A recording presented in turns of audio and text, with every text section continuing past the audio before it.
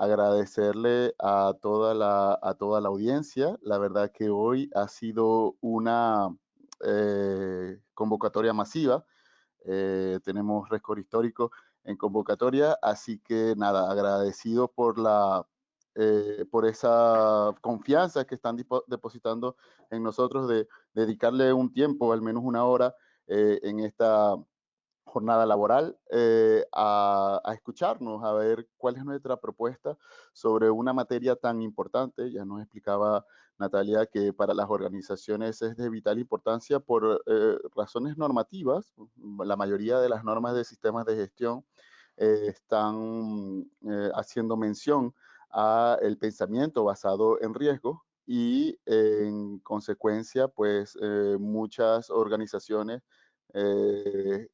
quieren, desean implementar, pero más allá de lo que nos digan las normas o que nos digan las mejores prácticas, la gestión de riesgo es vital para lo que es el éxito de las organizaciones, porque en medida que sabemos gestionar el riesgo, tiene un impacto directo en la rentabilidad del negocio o el buen funcionamiento de la organización.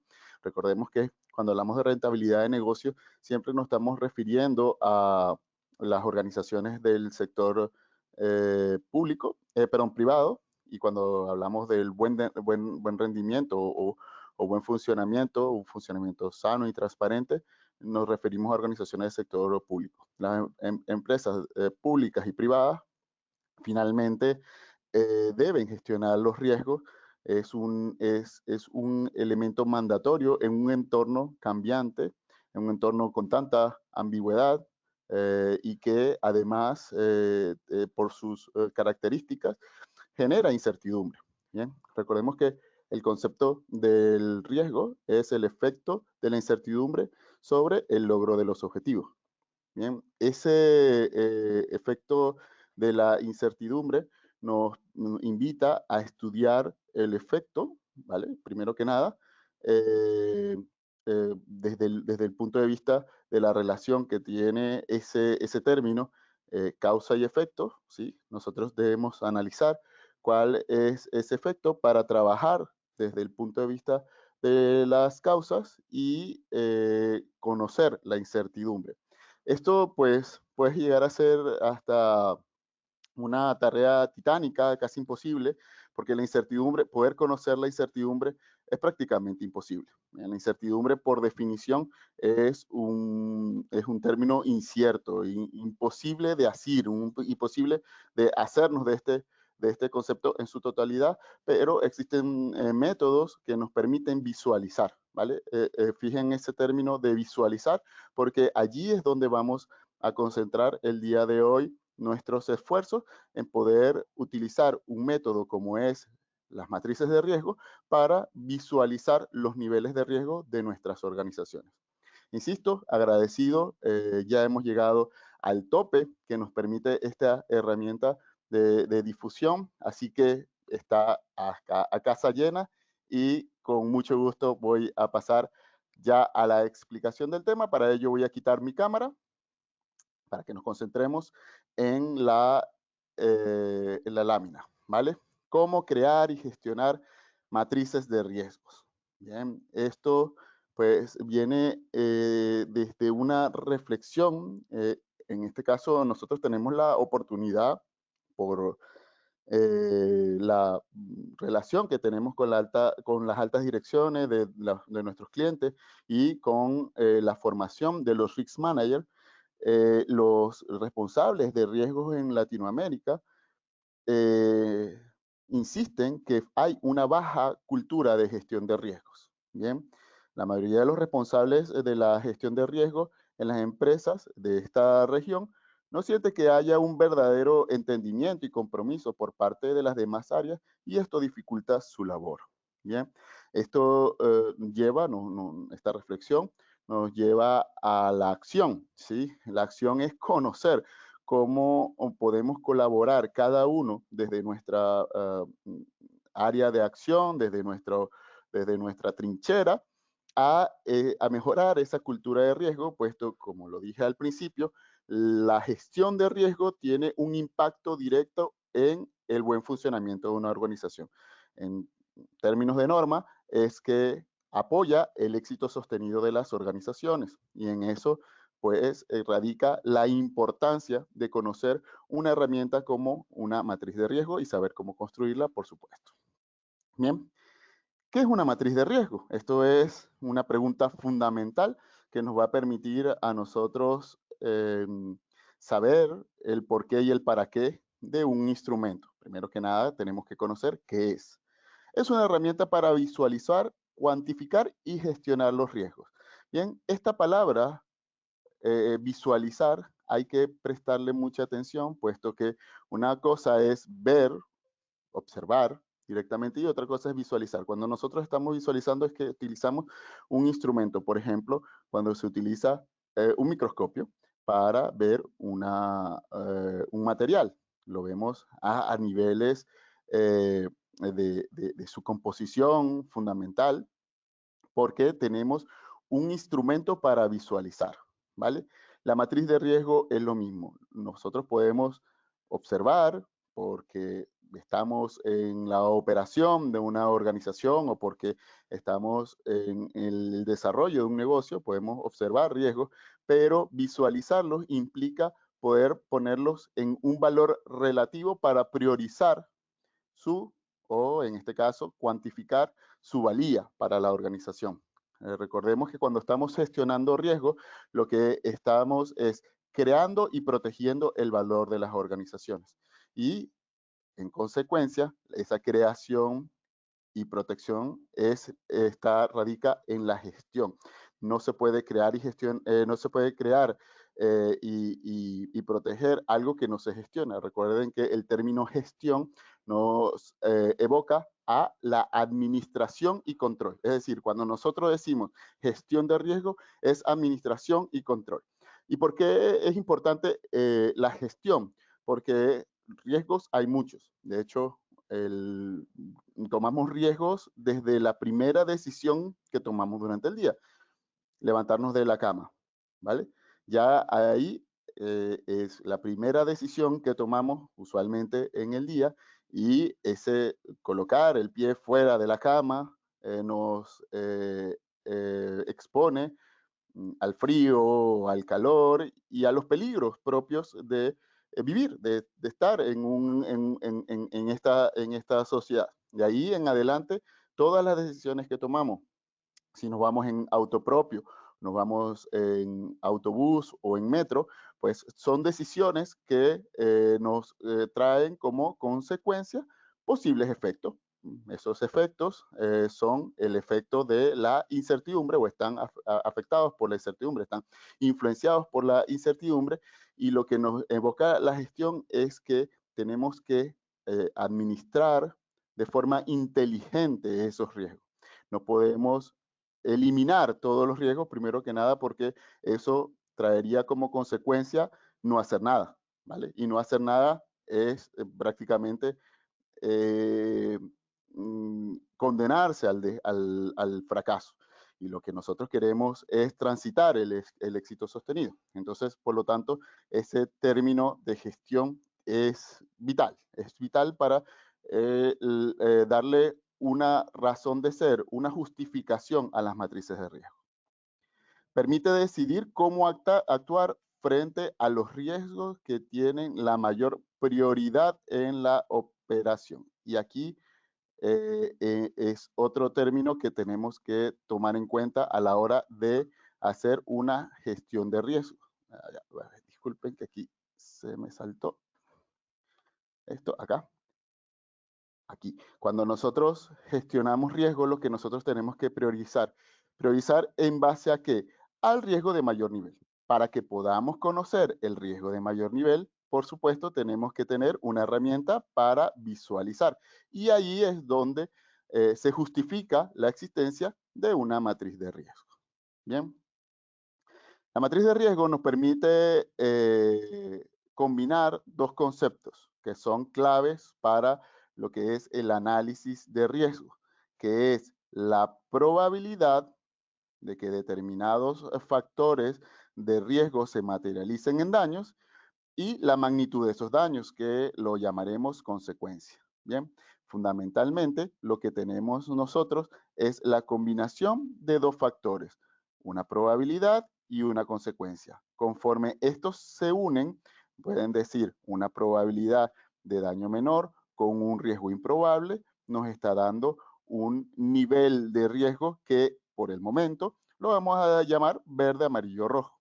El verde, amarillo, rojo son claves o códigos muy importantes para nuestra sociedad porque esto evoca el uso del semáforo, ¿bien? Universalmente. Reconocemos que el color rojo es una alerta que dice detente, cuidado, porque en el caso de los semáforos es que hay tránsito en el sentido transversal y por lo tanto puedes colisionar. El amarillo, pues nos dice advertencia. Pronto se puede volver rojo, se puede poner en la necesidad de detenerte. Y verde dice, bueno, el tránsito libre, el riesgo es bajo. Bien, entonces, uno de los de las primeras lecciones que tenemos con la matriz de riesgo es que es una combinación entre la probabilidad y la consecuencia. Óigase bien, combinación de probabilidad y consecuencia, y esa combinación nos va a poner en un territorio, y ese territorio es un territorio en el que el riesgo es bajo, un territorio en el que el riesgo es medio, en el que nos pone alerta, y un territorio donde nos dice las cosas pueden ir muy mal para la organización o para la decisión que tomes. Bien, entonces ya allí empieza a darnos lugar a la necesidad de definir cada uno de los factores, cómo se define la probabilidad y cómo se define el impacto. Para ello, tenemos que enmarcar la matriz de riesgo en el proceso de gestión de riesgo. Para el proceso de gestión de riesgo y entenderlo mejor, tienen dos opciones. Una, revisen la ISO 31000-2018, que tiene una descripción muy clara, y si quieren y gustan que nosotros desarrollemos este material, pues por favor, ahí en la caja de preguntas, dígame sí, por favor, den un webinar de esta materia y vamos a buscar a los mejores profesionales para que nos expliquen cómo se hace la gestión el proceso de gestión de riesgo, que fundamentalmente tiene 4 fases. Aquí yo me voy a concentrar solamente en las fases centrales. El proceso de gestión de riesgo tiene otras fases, pero no son el objetivo de esta explicación.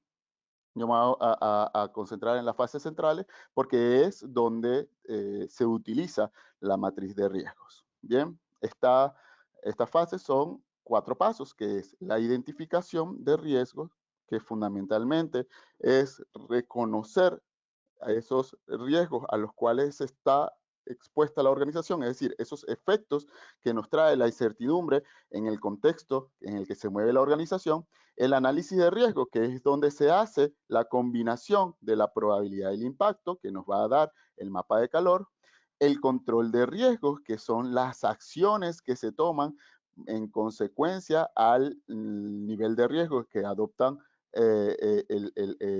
esos efectos en la visualización de la matriz, y finalmente el monitoreo de riesgos para saber cómo se van comportando ese riesgo, es decir, cómo está ese semáforo a lo largo de la ejecución de una operación.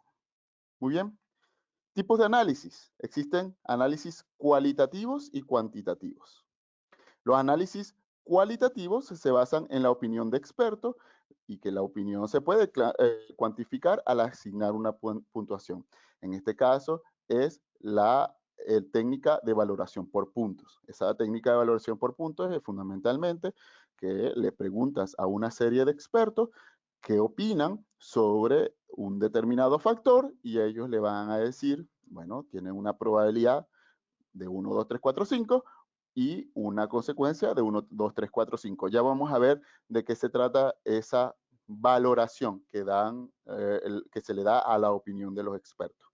También hay que considerar esto que dice la definición formal de expertos. porque expertos a lo mejor dicen, es que tengo que buscarme un consultor con 25 años de experiencia en mi industria eh, para que yo pueda obtener ese análisis cualitativo. Sí puede ser, cómo no, eso depende de los recursos y del enfoque que tenga la organización. No obstante, para nosotros los expertos se encuentran en la primera línea de defensa. Son las personas que realizan el trabajo, los operadores de la comercialización, venta u ofrecimiento de los servicios, los operadores de la planificación de la operación, los operadores de la prestación del servicio, la fabricación, la transformación, construcción que haga la organización y los liberadores de ese producto o servicio. Allí es donde se encuentran los expertos, los que están allí día a día reconociendo los efectos de esa incertidumbre, observándola, viviéndola, padeciéndola. ¿Qué es lo que pasa con la matriz de riesgo? Que nos permite detenernos y analizar, ¿vale? Cosas que no lo vamos a poder hacer en el día a día. Entonces, por eso la importancia de tener un instrumento que nos permita visualizar. Por lo general, los riesgos se clasifican como medio, alto o bajo, ¿vale? Esto es los niveles fundamentales de riesgo que existen. Podemos poner una escala un poco mayor, de hecho suele hacerse en una escala de 5 niveles. De todas formas, es una decisión de la organización y el método que asuma esta organización. Cuando estamos en etapas muy iniciales, lo más recomendable es utilizar los 3 niveles, medio, alto y bajo. En este caso corresponde a rojo, amarillo, verde. Bien, esto se le puede asignar un número que suele ser, y aquí seguramente en el público hay conocedores mucho más que yo de riesgo, dirán, bueno, pero es que esto es producto de la probabilidad por consecuencia y esto nos da un valor. Si la probabilidad es 3 y la consecuencia es 2, el valor es 6. Esas digamos, traducciones, parametrizaciones matemáticas son muy útiles y fáciles de entender. No obstante, hay que considerar que los riesgos son vectores, es decir, que tienen una dirección, un sentido y una magnitud. Y estos vectores nosotros tenemos que considerarlos dentro de un esquema de vectores, no de productos, ¿vale? Esto es porque esos vectores son móviles, los productos son fijos. Bien. La confiabilidad del método puede estimarse al comparar las respuestas de muchos análisis similares, en este caso, cuando se somete a una revisión de un comité superior, de un grupo de trabajo que no estuvo dentro de la confección de la matriz de riesgo, en todo caso en el análisis, y que dice los resultados son sensatos, esos resultados que arrojaron, en el que, por ejemplo, señalan cuál es el proceso de mayor impacto de nuestra organización o donde se encuentra el producto que puede generar mayores niveles de insatisfacción, todo depende del enfoque que le estemos dando a esa identificación de riesgo, pues esto nos lo explicó Natalia desde el inicio. Existen diferentes disciplinas de gestión de riesgo, la corporativa, la de seguridad de la información, seguridad y salud en el trabajo, continuidad de negocio, y todas esas disciplinas nos van a traer como consecuencia que la matriz de riesgo pues tenga diferentes contenidos y por supuesto esa matriz de riesgo nosotros tenemos que someterla a la revisión de los tomadores de decisión. Bien, para poder hacer el análisis es importante utilizar la pregunta poderosa que es ¿qué pasa si? O what if en inglés.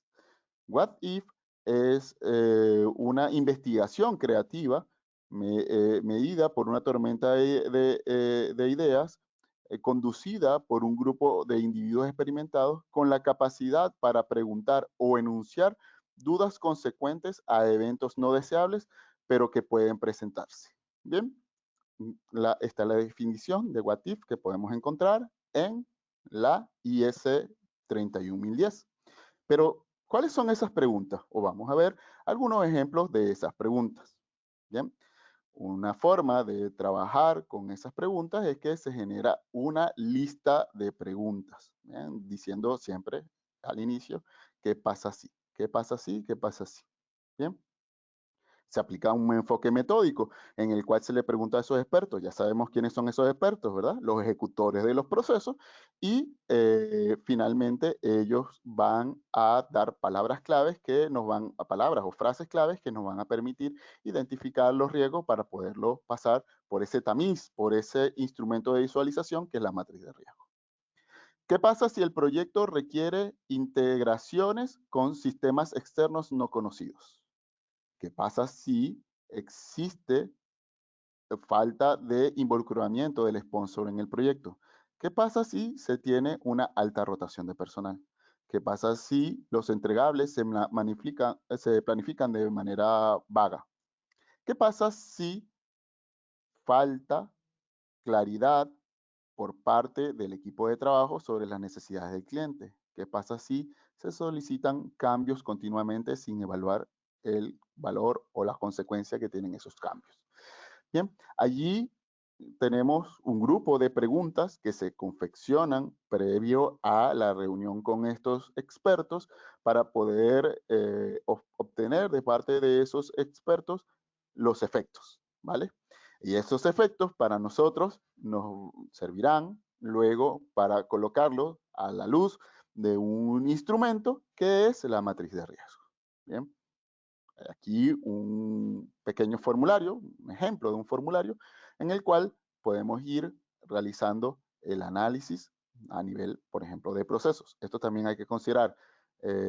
Hay diferentes tipos de riesgo, por lo tanto, de cada tipo de riesgo va a tener un instrumento para obtener la información particular. Es decir, no es lo mismo obtener información sobre riesgos corporativos que de riesgos de seguridad de la información. ¿Bien?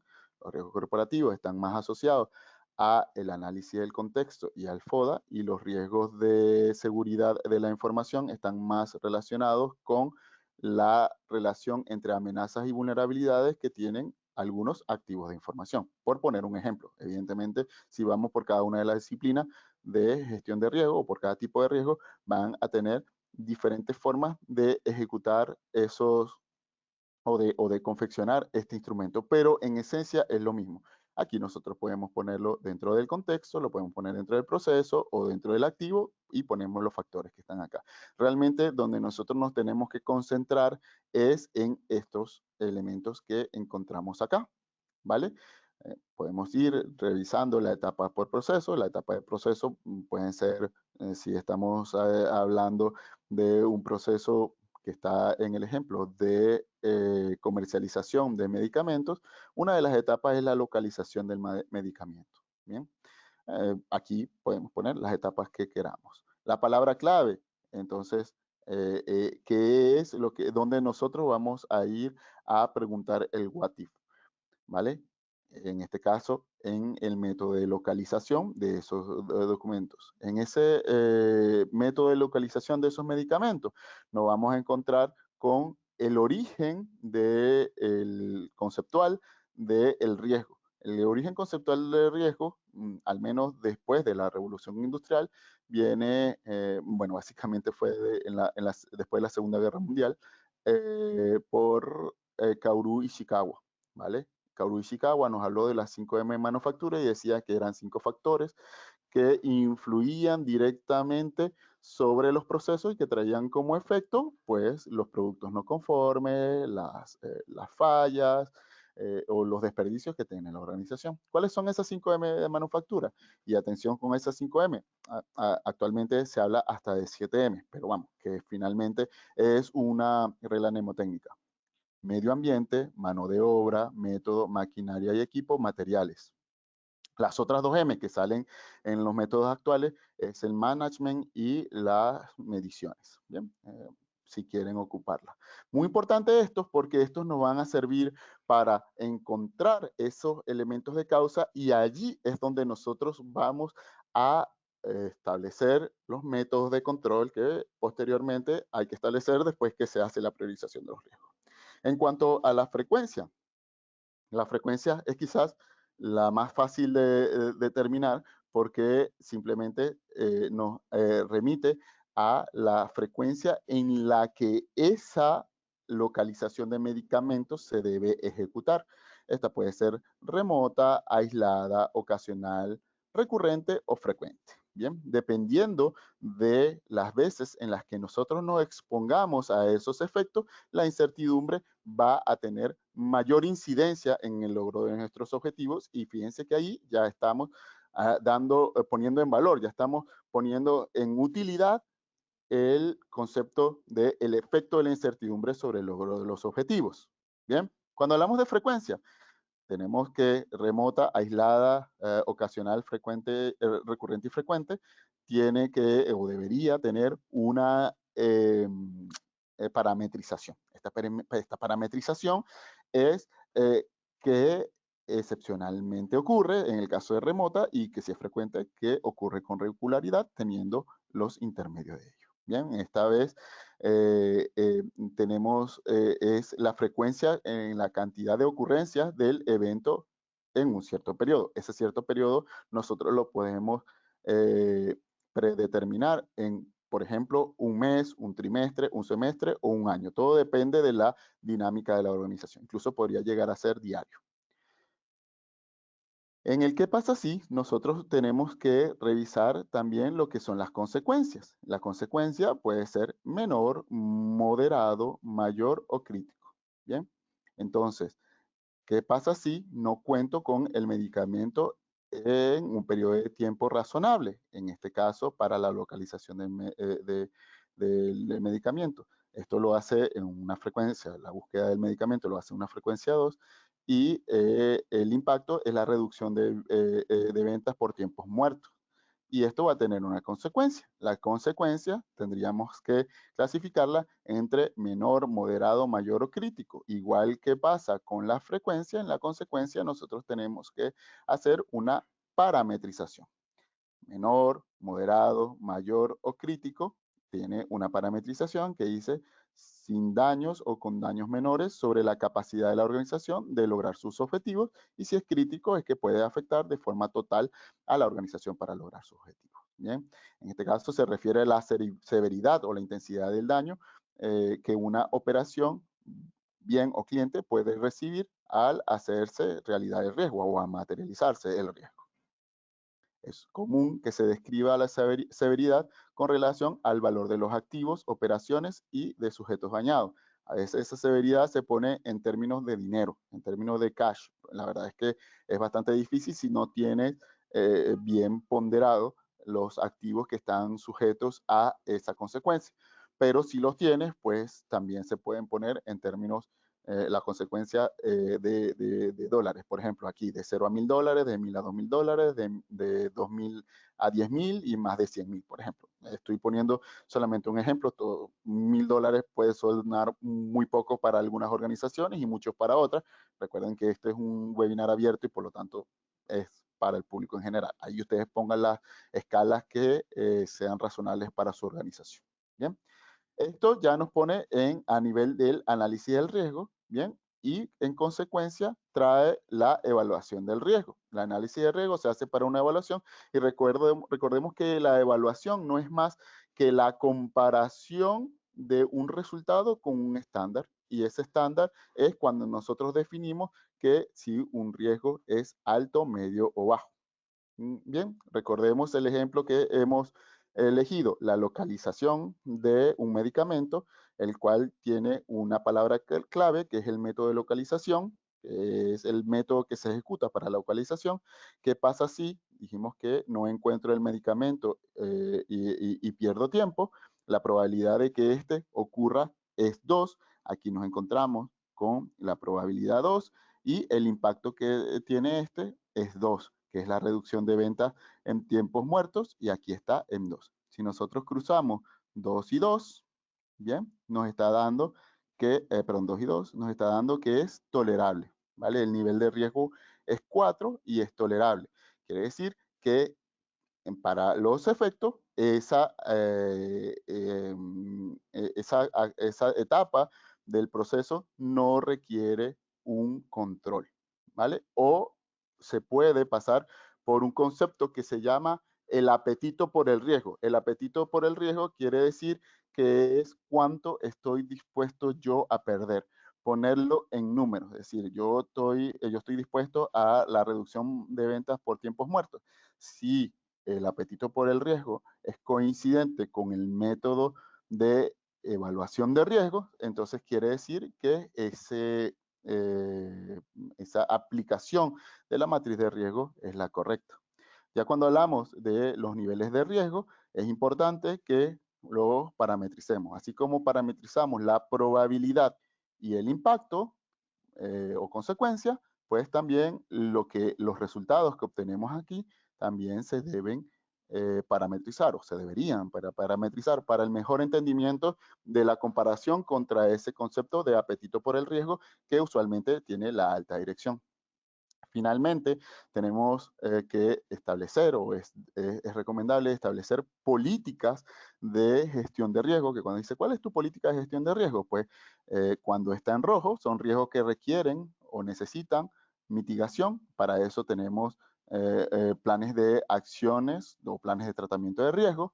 Si están en amarillo, son riesgos que necesitan investigación, son planes de acciones que están antes de que ocurra cualquier evento disruptivo o cualquier manifestación de riesgo que lo pueda poner en rojo, y riesgos que necesitan monitorización son planes que requieren estar analizando esos factores de riesgo para que no se conviertan en amarillo o en rojo, porque también tenemos saltos cuánticos sobre ello.